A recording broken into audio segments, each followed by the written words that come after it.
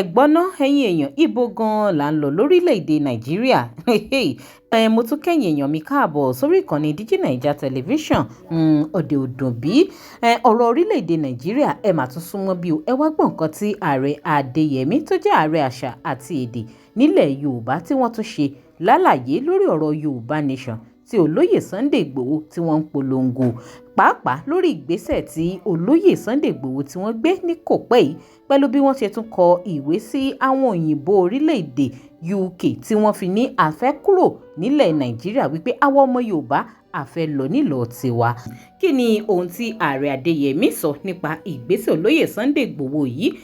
Ọ̀rọ̀ ìlágbára kí lohun tí ààrẹ Adéyẹmí tí wọ́n ṣe lálàyé nípa bí ètò ọrọ̀ ajé orílẹ̀-èdè Nàìjíríà níbi tó dé dúró yìí, kí ni tán sọ nípa ààrẹ Bọ́lá Tinubu? Ọ̀rọ̀ ìlágbára o ẹ̀yin èèyàn, kódà ọ̀rọ̀ yìí ó tún ta bá àwọn alàgbà ìjọ ìyẹn àwọn pastors tí wọ́n máa ń ríran sí àwọn ìjọba orílẹ̀-èdè yìí tí wọ́n mọ̀ sọ̀rọ̀ tí wọ́n mọ̀ gbé àwọn tó ń ṣàkóso orílẹ̀-èdè tí wọ́n mọ̀ gbé wọn ṣépè nínú ọ̀pọ̀ fọ́nrán tí wọ́n bá ṣe é ta. Nǹkan kì í ṣẹ̀ṣẹ̀ ràgó nínú fọ́nrán yìí. Ẹ̀yin èèyàn mi ẹ tún jẹ́ àjíjọ gbé yẹ̀wò. Bẹ́yìn bá ṣẹ̀ wá láǹfààní láti máa darapọ̀ mọ́ mi lórí ìkànnì, ẹ máa bá mi follow DIGINAIJA online TV lórí Facebook, link kan wà ní comment section fídíò tó máa gbé yín lórí Facebook page wa. Lórí YouTube ẹ máa bá mi tẹ subscribe button tó wà lábẹ́ fídíò, kẹ́sì máa bá mi like and share kó máa lọ káàkiri. Fọ́nrán òun rèé, ẹ jẹ́ àjíjọ wò. This is what I'm telling you. One illegal refinery, a plus 250 staffs. Why are you destroying them?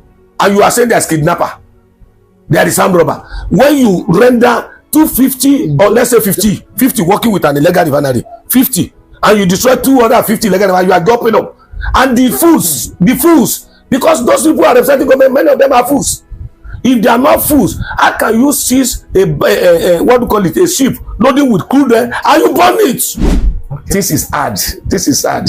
You see that even some churches, they don't preach again. It's just to wake up and say, Oluwa, that Tinubu je, destroy Tinubu, let Tinubu do this. More respect it, don't say in London. I respect it a lot. Kì í ṣe pé wọ́n jà wọ́n so gbé wọ́n present letter ni don't shout Igboho name. Igboho kọ́ ló kọ letter. Sunday Igboho kọ́ ló mastermind kíní Yorùbá nation gan ti ń lọ lábẹ́lẹ̀ tẹ́lẹ̀ tí gbogbo èèyàn ti ṣe kíní bẹ́ẹ̀. Mo fẹ́ káwọn èèyàn mọ̀ pé ìgbésẹ̀ tí wọ́n kí wọ́n gbé náà ṣe gbé sí tẹ́ bá ń jólé tẹ́ ń para yín kò lè fún wa lómìnira o. Pé a bẹ̀rẹ̀ sí ní jà à ń demonstrate kò lè fún wa lómìnira kan. Yorùbá nation rally I take over Ọ̀yọ́ State House Assembly a replace flag ìlú kan mo sọ fún ẹ̀wọ̀n lọ́kùn sí gbogbo ọ̀tán kó lọ́yọ̀ ńgbà ìta ló yọjú sí wọn wọ́n mú gàrí jẹ́jẹ́ lọ ń bẹ̀ báyìí a sọ pé gọ́ọ̀mẹ̀ntì ò bàdì ẹ mọ̀jà ṣe demonstration ẹ jẹ́ ká ṣe negotiation àbí kíni ọ̀nà ṣe yẹn ẹ ṣe on the right kíni ó ti gbẹ̀rẹ̀ lọ fún wọn sí àwọn ẹ̀ ti approve pé wọ́n lè òun náà wọ́n ti gbà àwọn náà wò ní parliament àwọn lọ́gá wa náà àwọn ló kó wa lẹ́rù àwọn náà dẹ̀ rí nínú document ọ̀pá ti expire àwọn náà ti wá síbi tá a wọ́n ti sọ fún apọ́gọ́rùn ọdún ni bí after amalgamation tó bá ti pọ́n bẹ́ẹ̀ yà tí ò bá tẹ́ wa lọ́rùn ẹbọ nílé mọ́ lọ́nlọ́ rẹ̀ so Yorùbá ti kọ́ tiẹ̀ ká ní ìbò náà wọn ò ṣe ní gíragíra wọn ò ṣe ń wàhálà táwọn náà kọ́ ti wọn kódà kó Haúsá nìkan ni òkọ́ middle belt náà kọ́ ti wọn tí tẹ́yà bíi mẹ́rin márùn kọ́ pé àwọn rẹ́dì láti dá dúró àwọn yìí náà ni ó wò ó tí wọ́n wàá pè wá fún referendum pé ṣe rẹ́dì o ẹ wá kọ́wọ́ bọ̀ wí bá ṣe kọ́wọ́ bọ̀ lákọ̀ọ́kọ́ àdèmọ́ lọ. Ship load crude oil seize. You have about 10 tankers seize. Are they burning the fuel? They are not burning it. They are using it now. They will seize it. They will seize what we call the foreign rice. They will seize foreign rice. They give it to their wife to be selling in their shops. And they said this what do they call that to Igbo? Yeah, they are saying that this is illegal importation or something. That is one contraband. Banned the call. Oh my God. We are useless in Nigeria. All of us that are protesting, we are useless. That's not the way to protest. I told them I don't care what they want to do. I told them during NSAS protest, when they want to burn a police station near me, I told them you are wasting your time. Go and meet your local government chairman. Go and meet your House of Rep member. Go and meet your House of Assembly member. Go and meet the senators in their houses. I said some of the local government chairmen collected the thing they're supposed to give you. They kept it somewhere. Let's go and find it and destroy carry the whole thing and give the general public. Please, this is the problem we have in this country. Some certain people are comfortable with inconvenience of other people, and they don't want that thing to be okay. They want us to remain in that problem so that they'll be growing. Let me tell you one thing, if you have a rich family, if you have a brother that is very rich, you didn't pray you should be rich. Oh. Torí ìyàwó àwọn ọba, ìyàwó àwọn olóyè, ìyàwó àwọn ọmọ onílẹ̀, ìyàwó àwọn tó wà nípò, ó ní ìyá ẹgbẹ́ ọjà, ó ní ìyá ẹláta àti gbogbo ẹ̀. Now something happened, I said it on my program, I even mentioned it on my program yesterday. A lọ síbi kan pè ní ọjà ọ̀dàn. A rí pé wọ́n ta pẹ̀rẹ̀ tomato ní 3,500, 4,000. Wọ́n wá ní tẹ́ bá ta 3,000, 4,000 bí kí wọ́n rà ní Èkó ní 12,000. Wọ́n ní àmọ̀dá fún yín ọ̀gá o. Kábíyèsí àwọn mọ́là ló máa wá rà lọ́dọ̀ àwọn ní 4,000. Bọ́bá wá dé my 12 àbí my kí ni wọ́n ti ń ta, wọ́n wá ta fún aráàlú for 12,000, 11,000. Then we took it upon ourselves. We started announcing on here pé ata wà ní ọjọ́ ọ̀dàn o, tomato wà ní ọjọ́ ọ̀dàn tó cheap o, ilá wà lọ́jọ́ ọ̀dàn o, ewé bá wà lọ́jọ́ ọ̀dàn, ẹ máa lọ́bẹ̀ o.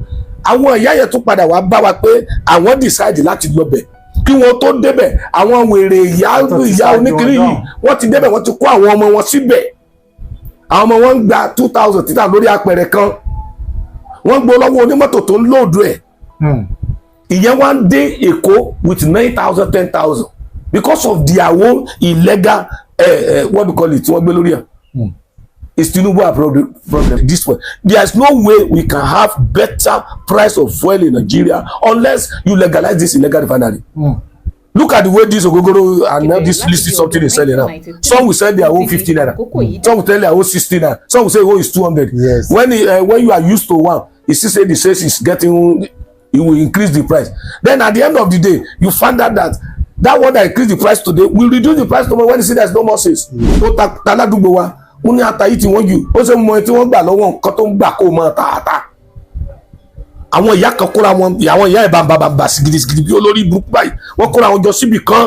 A kàn máa gba owó tí ò Wọ́n ò ṣiṣẹ́ kankan, kì í ṣe ìyálọ́jà o, àti ẹ̀gbọ́n ti ìyálọ́jà pé ń control ọjà. Bẹ̀tẹ̀ àwọn yìí ni chairperson ẹgbẹ́ aláta, ẹgbẹ́ onírú, ẹgbẹ́ oníyọ̀. You can't sell until you join them. Is Tinubu a problem? But why the government is a problem is that local government chairman kan tó ń lọ yìí, state government kan tó ń lọ. Go with law enforcement agent to dispatch these people and arrest them. If they can buy it for 3,500, 4,000 ọjọ́ ọ̀dọ̀, tó máa gbé apẹ̀rẹ̀ kọ̀ọ̀kan dé Èkó kò lè tó 1,000. kò lè tó bẹ́ẹ̀, gbà tó pọ̀. Tó pọ̀, approximately bóyá wo Èkó for 6,000 naira. Báwọn tomatoes ní potatoes ní pọ̀, bẹ̀tẹ̀ ti gbé tax lórí ẹ̀, ẹ ti gbé gbogbo ẹ̀ lórí ẹ̀. Are we not our own problem?